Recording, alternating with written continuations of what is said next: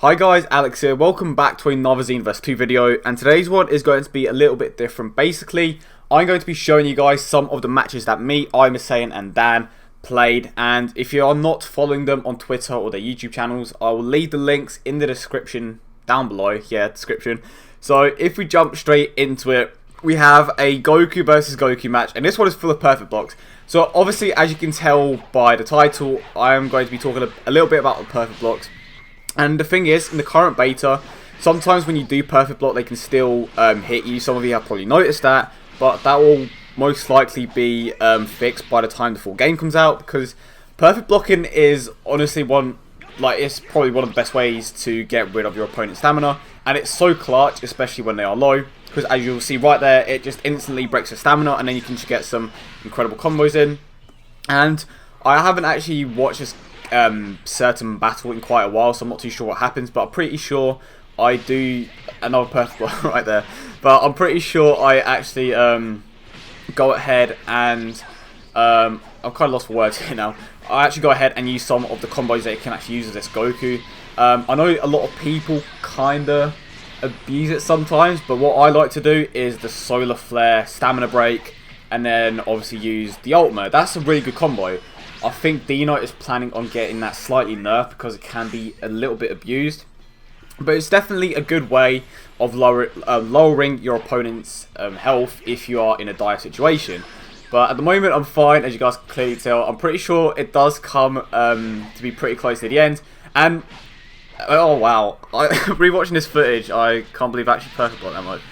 But yeah, we were playing for quite a long time, so it was easy to get used to. When you're playing the game for as long as we were, our perfect blocking was just getting better and better, and obviously the only way to get better at the game is by playing it. And don't feel this. Okay, there you go. Stamina break ultimate.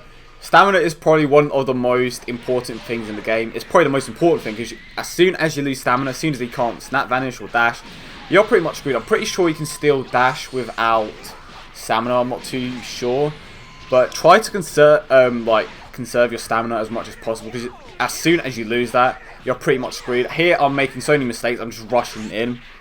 But honestly, once you snap vanish behind your opponent, the best thing to do is honestly to just simply back away, because there have been so many instances online where I'm playing people, and as soon as they snap vanish, they just go for a hit. All I have to do is turn around and punch you, and that's honestly one of the easiest ways to lose your stamina. You have to be really conservative with your stamina, and the ending here is pretty cool. You'll see. This was a pretty good match, and perfect block, grab, game over. So that was game one, and a pretty good amount of perfect blocks there. Saiyan was obviously working on them as well. He is getting much better at them. As I said before, you have to keep working at it to get them down. But if we now move on to the second match, which we'll play in a bit. So this fight was probably one of the least intense fights that me and Dan had, and it honestly showcases one of the points that I was making earlier about perfect blocking sometimes not working, and I will obviously get to that in a bit when the gameplay gets there, obviously. And as you can see right there, Dan's stamina was low, so perfect blocking there instantly broke it. So if you're not the greatest at the movement in this game, and you want to lower your opponent's stamina, perfect blocking is honestly a perfect thing to get good at, because that lowers your opponent's stamina. If you're bad at lowering your opponent's stamina, then this is the best alternative, because it does it successfully, and you can still get a good amount of hits in. For example, if you had a perfect block and then hit them, they would probably not have any other choice but to snap behind you, and that instantly makes them use their stamina. And I'm pretty sure it happens right here. Yes, okay. Perfect block, and he still ends up hitting me. That almost, as I said before, it most likely won't happen in the full game, because this is definitely a bug. I spoke to Dino about it, and he said that it is a bug. And it can be annoying, but you have to remember it's only the beta. And I don't think I mentioned this before, but the start of this fight wasn't great. And right there, his stamina just broke. The reason why it broke, most of you probably already know, he was low on stamina. So by flying around, that lowers his stamina. And I didn't actually know this, but if you're that low, it actually breaks your stamina. So don't do that, because I've done that so many times in the past before, and I honestly just thought it was a bug. But it turns out that you can actually break your own stamina if you are already low and you start to fly around. So a word of advice: don't do it. And Dan is going for the Spirit Bomb here. I don't really like the Spirit Bomb because it's really easy to like, not predict, but it's kind of slow. And perfect block. Yeah, honestly, I was being a bit cocky there. And I was like, yeah, you know what, going to perfect block this. But it worked out in the end. If that hit, that would have done a ton of damage to me. Ultimates do a lot of damage here. The best, see, this is what I meant by things get a little bit more intense. But yeah, perfect blocking, not perfect blocking. Getting your opponent's stamina low is honestly one of the most important things in this game, because if you don't get their stamina low, you're just so limited on what you can do. So it's honestly like the most important thing to be in this game is unpredictable, and just keep your just keep your opponent confused by like moving around a lot. I know like this, I used to spam the snap vanishing a lot, but believe it or not, as soon as I stopped snap vanishing as much, I got better. Just don't bother spamming that as much, because not only does that allow your opponent to recover stamina if you're constantly running, but in a way you just do less damage, and you honestly just can't play as well, I guess. I mean, honestly, it's annoying. I'm not gonna lie, it's annoying playing against someone that has done that uses snap vanishing as much as I did. It's honestly annoying because it's impossible to hit them, and I'm pretty sure we are coming to the end of this fight. Yeah, and Dan was actually making fun of me for snap vanishing that much, and I now see why. It's so annoying. So snap vanishing isn't the way forward. As you can see there, I do it from time to time to maybe dodge a few hits, and it's a nice alternative to dashing if you're not that great at it, but it's honestly not exactly the greatest thing to go to if you are trying to get better. But we're going to go on to the final battle, and yeah, see you guys in a bit. So what we have here is another battle between me and Dan, and we have Goku versus GT Goku, and this was honestly a very intense match. It honestly came down to like just the tiniest things. It was a very good match, intense. It was honestly very even, and I'm saying honestly and definitely a lot. I'll try to cut down on the amount I say those things. A lot, hopefully. But I do make a few mistakes in this game. Especially, I run in a lot, which is definitely not a thing. And I don't know if you guys have noticed, but it probably has happened to you as well. But sometimes you tend to, like, your guy just randomly decides to do the stamina break, and that can honestly hurt you because of how long you are in that stance for.